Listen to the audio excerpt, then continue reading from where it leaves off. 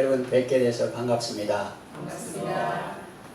전교인 성경 암송 대회를 앞두고 그 암송 본문을 가지고 말씀을 전하려고 합니다. 이 본문의 바울의 기도 1장 15절에서 23절까지 읽어보면 크게 두 가지가 있고 두 가지 속에 세 가지, 다섯 가지가 있는데 큰 두 번째는 오후 시간에 살펴보기로 하고 오전에는 그 첫 번째 큰 기도에 대해서 살펴보고자 합니다. 바울의 기도 첫 번째 생각하려고 합니다. 여러분 바울에 대해서 잘 아시죠? 바울의 원래 이름은 바울이 아니라 사울입니다. 그는 유대 땅에서 태어나지 않고 길리기아 다소라는 곳에서 태어났습니다. 그러니까 바울은 디아스포라 유대인입니다. 어릴 때는 헬라 문화 속에서 철학과 다른 학문을 공부했고 성장한 후에는 자기의 모국인 이스라엘 예루살렘에 와서 그 당시 최고의 라비였던 가말리엘 문화에서 공부를 한 사람입니다. 그래서 히브리 문화와 헬라 문화 두 문화를 다 이해하고 있었던 사람입니다. 학문적으로 대학자일 뿐 아니라 그의 신앙도 뜨거워서 열심히 유대교를 믿었고 또 스데반을 죽이는 일에도 앞장을 서게 됩니다. 그러나 그 스데반이 천사의 얼굴을 하고 순교하는 것을 보고 충격을 받고 고민하던 중에 다메섹으로 예수 믿는 사람들을 잡아 죽이려고 가다가 빛 가운데서 주님을 만납니다. 그 소명의 장면을 우리는 기억할 수 있습니다. 호련히 하늘에서 큰 소리가 들리면서 사울아 사울아 네가 왜 나를 핍박하느냐 그런 음성이 들렸습니다. 그때 사울이 주여 누이십니까 묻자 나는 네가 핍박하는 예수다 그 음성을 들었습니다. 지금까지 사울은 자기가 바른 길이라고 생각해서 자기의 인생을 청춘을 다 걸고 추구해 나간다 한 그 길, 그래서 그 길을 향해 오늘도 매진하고 있는데 정면으로 잘못됐다는 말을 들었습니다. 이것은 마치 hä머로 머리를 맞은 것과 같은 그런 큰 충격이었습니다. 나는 네가 핍박하는 예수다 그 음성을 들었습니다. 동시에 하늘의 밝은 빛 때문에 사도 바울은 눈이 멀어버립니다. 그리고 아나니아라는 제자의 기도를 받고 눈을 뜨게 되자 이 큰 변화를 어떻게 감당할 수 있을까? 나는 지금까지 이 길이 바른 길이다, 고든 길이다, 바람직한 길이다 하고 나의 전부를 걸고 이 길을 열심히 달려왔는데 내가 하는 것이 하나님을 핍박하는 그런 길이었다니 나는 이제 어떻게 살아야 되나? 걱정한 사도 바울은 아라비아 사막으로 갑니다. 은둔의 생활을 합니다. 그리고 그곳에서 하나님의 말씀을 깊이 연구합니다. 바울이 성경을 몰라서 광야에 가서 성경을 연구했을까요? 아닙니다. 그렇다면 그가 연구한 내용이 무엇이겠습니까? 그것은 구약과 그리스도와의 관계입니다. 내가 만난 예수님 그리고 내가 지금까지 배워온 그 하나님의 말씀 이걸 원래는 같은 것일 건데 나는 그렇게 다른 길로 보였다. 이것을 어떻게 통합해야 하나? 이것이 그의 성경 연구의 주제가 됩니다. 그는 깊이 연구한 결과 율법과 모든 하나님의 말씀의 핵심은 메시아를 보내주신다 하는 예언이었고 그것이 십자가에 죽고 부활하신 그리스도 안에서 성취되었다는 것을 깨닫게 됩니다. 그는 성경을 읽어도 그냥 율법적으로 읽고 전문적으로 읽었지 예수님의 인격에 대해서 몰랐는데 예수님 말씀하시기가 너희가 성경에서 영생을 얻는 줄 생각하고 성경을 상고하거니와 이 성경이 곧 내게 대하여 연구하는 것이라 말씀하는 것이라 그렇게 했잖아요. 그래서 구약은 여러 가지 내용이 있지만 오실 메시아를 말하고 신약은 오실 메시아를 말하고 있는데 사도 바울은 바로 그 성경의 핵심이 예수님이다. 구약이 바로 예수님을 비추고 있구나. 그거를 깨닫게 됩니다. 그래서 자기의 경험을 완전히 새롭게 신화화했습니다. 그리고 이제 세상으로 나옵니다. 그리고 복음을 전하는 사람이 됩니다. 그러면서 이름을 바울로 바꿔버립니다. 헬라 사람들이 발음하기 쉬운 바울로 이름을 바꾸는데 처음 이름과는 뜻이 정반대가 됩니다. 사울은 크다, 위대하다는 뜻이고 파울로스 이것은 작은 자, 초라한 자라는 뜻입니다. 그는 자신이 위대하다고 생각했지만 예수 만나고 나서 가장 작은 자임을 고백하고 사역을 시작합니다. 그러다 보니 유대인들에게는 만고의 역적이 됩니다. 왜냐하면 요즘 사회를 보면 동성애자들이, 탈동성애자, 동성애가 하면은 병 걸리고 인생이 비참해지고 빨리 죽고 안 좋다 하면서 벗어난 탈동성애자들, 동성애자들이 아주 싫어하고, 또 북한 좋아하는 사람들이 탈북자들을 싫어하는 것과 같은 이치입니다. 유대교를 가장 깊이 알던 사람인데 완전히 돌아서서 예수를 증거하고 다니는 유대인들이 좋아할 리 없습니다. 바울의 마음속에는 유대인을 사랑하는 마음이 가득해서 자기 민족에게 어떻게 하면 예수를 알게 할까 뜨거운 마음이 펄펄 끓어오르는데 유대인들은 그의 말을 듣지 않았습니다.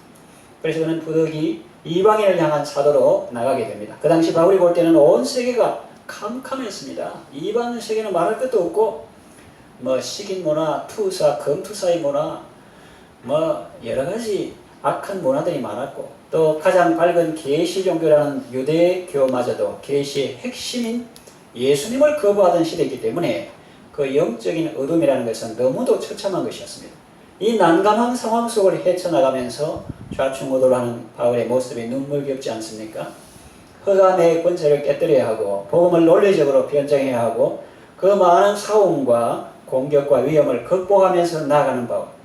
그가 무슨 힘으로 이 어려운 일을 감당했겠습니까?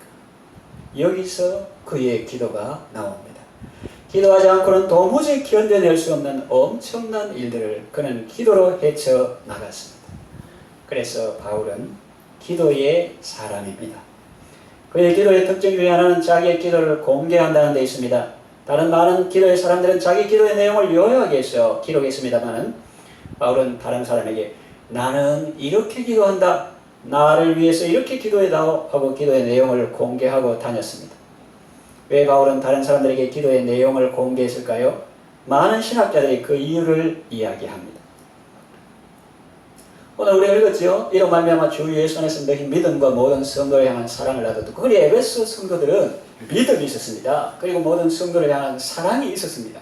이걸 듣고 그냥 있을 수가 있습니까? 16절에 내가 기도할 때 기억하며, 기도할 때마다 이 에베소 성도들, 그 순수한 믿음의 성도들 기억하며 너희로 말미암아 감사하기를 그치자고. 하나님 에베소 성도들을 붙여주셔서 감사합니다. 그들을 섬기게 하셔서 감사합니다. 그렇게 기도하며 이제 17절부터 23절까지 기도 내용이 나오는데 그 말이 기니까 이렇게 이제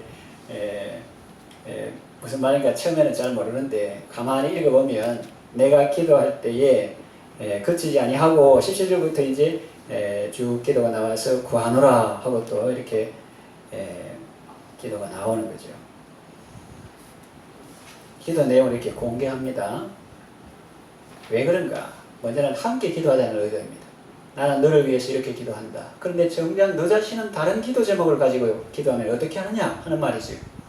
나는 그 사람이 좌로 가도록 기도하고 있습니다. 좌로 가도록 기도하고 있습니다. 그런데 그 사람은 우로 가려고 기도하고 있습니다. 나는 그 사람이 돈을 벌든지 건강하든지 성실하든지 그것도 중요하지만 그러나 가장 중요한 나는 그 사람이 회개하고 예수님을 만나는 자가 되기 위해서 힘써 기도하는데 그 사람은 거기에는 관심이 없고 그저 돈 버는 데만 관심이 있고 그것을 위해 기도합니다. 이래서야 되겠느냐? 뜻을 모아야 한다 하는 말이죠. 그것을 위해서 자기 기도를 공개하는 것입니다. 우리 함께 기도 제목을 맞추어 나가자. 기도의 채널을 하나로 하자. 이런 의미에서 기도 내용을 공개하고 있고 또 하나의 의미는 기도한다고 하는 것 자체가 신령하고 귀중한 사랑의 고백이기 때문입니다. 세상에서 가장 기분 좋은 말은 당신을 사랑합니다 라는 말이죠. 이 말은 엄만 번 들어봐도 기분 좋습니다. 문제는 그 사랑의 내용이 뭐냐는 거죠. 말은 그렇게 하면서 사랑의 내용이 없는 경우도 있고 또 사랑 속에도 이기적인 사랑, 자기중심적인 사랑이 많습니다. 사랑이 정말로 깨끗해지기는 어려운 것입니다. 그런데 이 피상적인 사랑의 고백보다 더 가슴 뜨겁게 다가오는 말은 무엇이냐면 내가 당신을 위하여 기도하고 있습니다 이 말입니다. 이 소리야말로 그냥 귀한 사랑의 고백입니다. 사랑하는 사람으로부터 내가 당신을 위해서 언제나 기도하고 있습니다. 이 말을 들으면 행복할 것입니다. 내가 당신을 위해서 기도하고 있습니다. 이 말이 가장 귀한 신령한 사랑의 고백이라는 것을 기억하시면 좋겠습니다. 출근하는 남편에게도 잘 다녀오세요.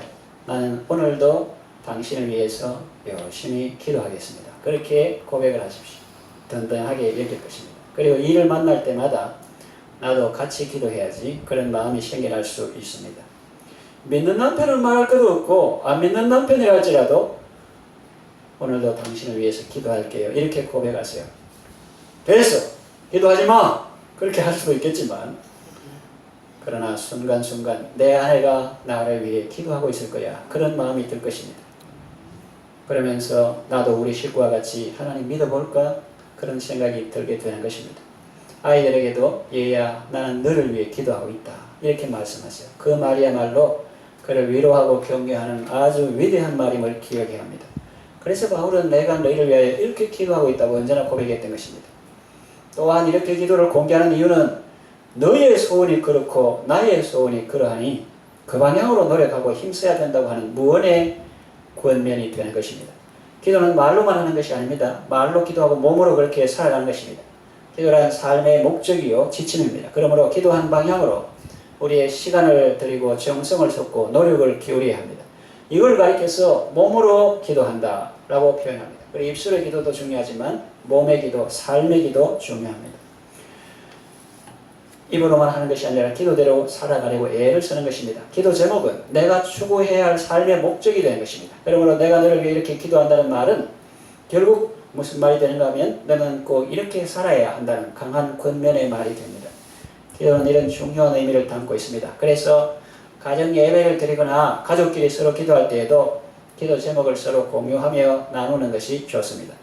자, 이제 바울의 기도를 살펴보겠습니다. 첫 번째 기도입니다. 17절 같이 읽겠습니다. 시작.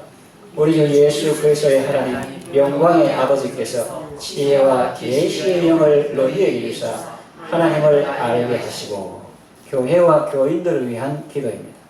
우리 교회의 중보 기도의 패턴이 이러했으면 좋겠습니다. 지혜와 계시의 영을 주사 하나님을 알게 하옵소서. 하나님을 아는 것이 왜 중요합니까? 호세아서 4장 6절에 내 백성이 지식이 없으므로 망하는도다 그랬어요. 하나님을 아는 지식이 없으면 망할 수밖에 없습니다. 사도 바울은 그리스도 예수를 아는 지식이 가장 고상하다고 말했습니다. 여러분, 인간은 본질상 하나님을 알지 못합니다. 하나님이 계신다고 하는 신존재의식은 인간 누구나 다 가지고 있습니다. 그러나 자기 힘으로 하나님을 찾아 만나지는 못합니다. 인간의 능력으로 찾아내는 신은 우상일 뿐이라고 어거스틴은 말했습니다. 우리는 보이는 세계와 질서, 그 법칙을 분석하고 응용하는 데는 능합니다. 그러나 초월적이고 거룩한 세계에 대해서는 미련합니다. 이것은 전혀 다른 차원이죠. 인간이 지혜를 짜내서 하나님을 알려고 해도 알 수가 없습니다. 이것이 인간의 딜레마입니다. 예수님 오시기 몇백 년 전에서 오실 때까지가 철학사상 가장 빛나던 시대였습니다. 철학을 깊이 연구했던 많은 신학자들은 왜 철학이 가장 발달한 후에 예수님이 오셨나?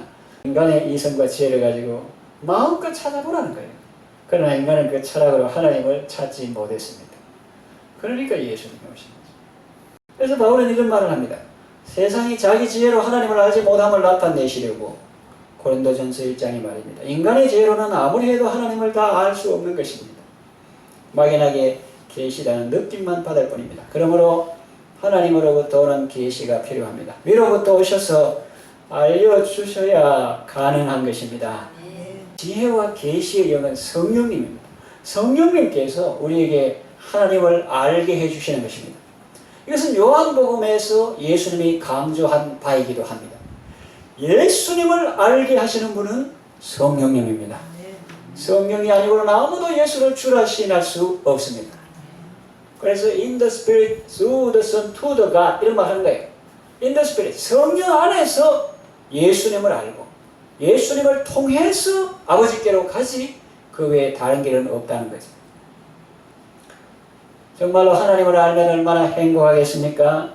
세상에는 배워야 할 것도 없고 알아야 할 것도 많습니다. 그런데 그 중에서 가장 귀하고 꼭 알아야 할 것, 하나님을 아는 것입니다. 그보다 더 중요한 것은 없습니다. 인생이 왜 슬프냐? 하나님을 알지 못해서 슬프고 하나님을 알지 못해서 망하는 것이라고 성경은 말합니다. 그러므로 하나님을 알아야 합니다. 하나님을 알게 하옵시고 이 기도 제목은 정말로 좋은 것입니다. 우리 아들이 합격하게 해주세요. 또 남편이 승진하게 해주세요. 이런 것도 때에 따라서 필요하겠지만 그러나 장기적이고 중요하고 근본적인 기도는 하나님을 알게 하옵소서. 그분이 하나님을 알게 하옵소서. 이게 좋은, 정말로 중요한 제목입니다. 자, 우리가 하나님을 압니다. 그러나 더 알아야 되겠습니다. 더 깊이 알아야 되겠습니다.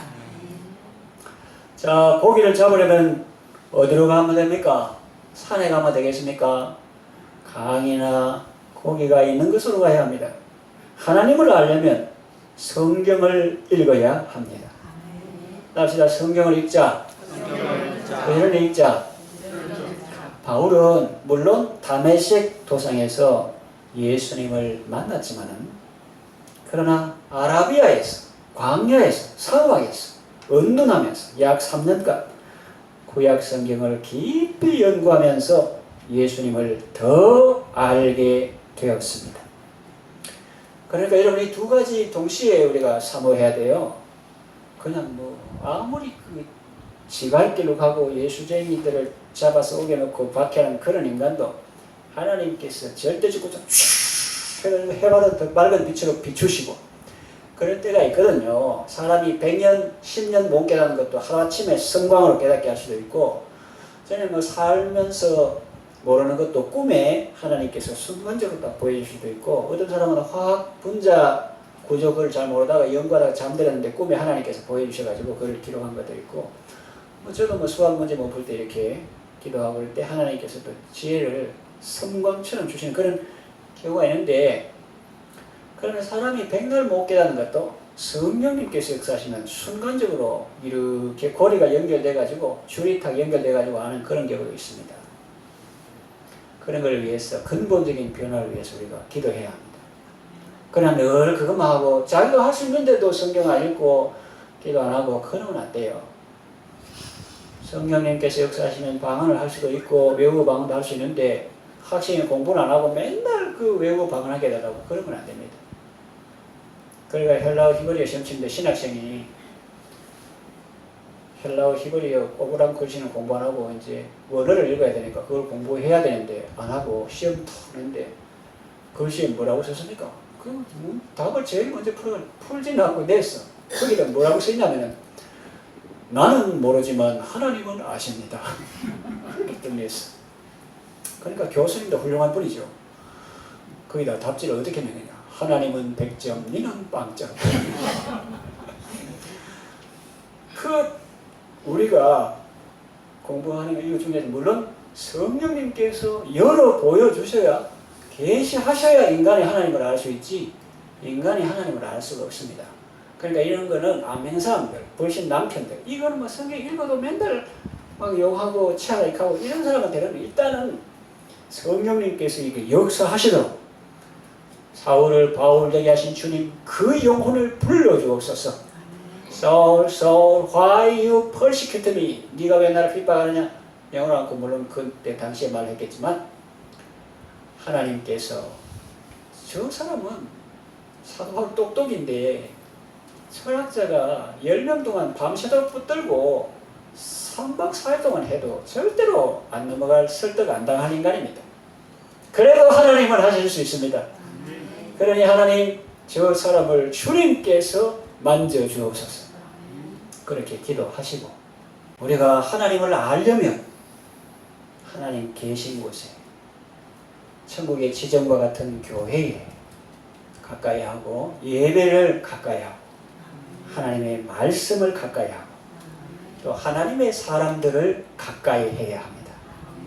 그래서 내 속에서, 우리 가정 속에서, 우리 교회 모든 성도가 다 하나님을 아는 지식에 부유하게 되고 그 지식이 철철 흘러 넘치게 하여 주옵소서.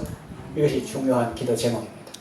하나님을 잘 알게 해주십시오. 깊이 알게 해주십시오. 확실하게 알게 해주십시오. 이 기도를 꼭 하시기를 바랍니다. 설교 마치고 부르는 찬송도 그거예요. 찬송은 곡조 있는 기도인데 한 소절만 딱 하면 예수도 알기 원하면 크고 넓고 대속해 주신 사랑을 간절히 알기 원하네. 후렴 내 평생의 소원, 내 평생의 소원, 대속해 주신 사랑을 간절히 알기 원하네. 조져 그러지. 하나님의 사랑이 지금 해가 좀 그렇지만 햇빛보다 더 찬란하게 머리끝부터 발끝까지 내 주변을 감싸고 주의 은혜가 함께 있는, 그걸 모르니까 자꾸 두렵고 게하시처럼 엘리야스처럼 눈이 딱 밝아지면 하나의 천군천사가 호위하고 보호하고 있는 것이 적군들보다 더 많다 이래가지고 담대하고 평안하고 이래서 할 건데, 하나님을 모르니까 불안하고 두려우니까 죄 짓고 외로움을 극복하려고 뭐 다른 걸 바라고. 주님의 친구 되셔가지고 늘 옆에 계신 걸 알면 외롭지도 않고 두렵지도 않고 부족하지도 않고, 여호와는 나의 목자시니 내게 부족함이 없으리로다. 참된 만족과 평강의 삶을 살게 될 줄로 믿습니다. 여러분 본인을 위해서 그렇게 기도하시고 하나님을 알려 하시고, 새 가족들 위해서는, 전도 대상자들 위해서는 제가 처음에 말한 것 같이 그 사람들이 뭐 성경 공부하러 오겠습니까? 교회도 안 오는데. 그러니까 그 사람에게 사울을 다메섹 도상에서 만나신 주님께서 불러주셨던 것처럼 성령님께서 강권적인 사랑으로 그 영혼을 불러주옵소서. 그 사랑이 가득한, 그 권세가 가득한, 그 능력이 가득한 그 음성으로 사울아 사울아 네가 왜 나를 핍박하느냐, 가시채를 뒷발질하기가 내게 고생이냐. 가시채를 뒷발질하면 말 네가 발만 아프지 왜 예수를 핍박하려고 하느냐. 그렇게 하는 것처럼 하나님 내 전도 대상자들도 하나님을 알게 해주세요. 새가족들도 하나님을 알게 해주세요. 사울을 부르셨던 주님께 그들도 불러주시고 만나주세요. 그렇게 기도하시길 바랍니다. 자, 이 말씀을 정리하며 마치겠습니다. 하나님을 알면 아는 것만큼 우리에게는 담대함이 생기고 평안함이 생깁니다. 그리고 어떻게 살아가야 할 것인가, 인생을 어떻게 살아가야 할 것인가, 그 윤곽이 잡히는 것입니다. 그러니까 하나님을 알게 해주십시오. 이렇게 기도하시길 바랍니다. 하나님을 아는 지식으로 충만하게 하여 주옵소서. 꼭 이렇게 기도해 주시기를 바랍니다. 이웃을 위한 사랑의 기도로 많은 사람들을 살리고 세우는 여러분의 삶이 되시기를 바랍니다.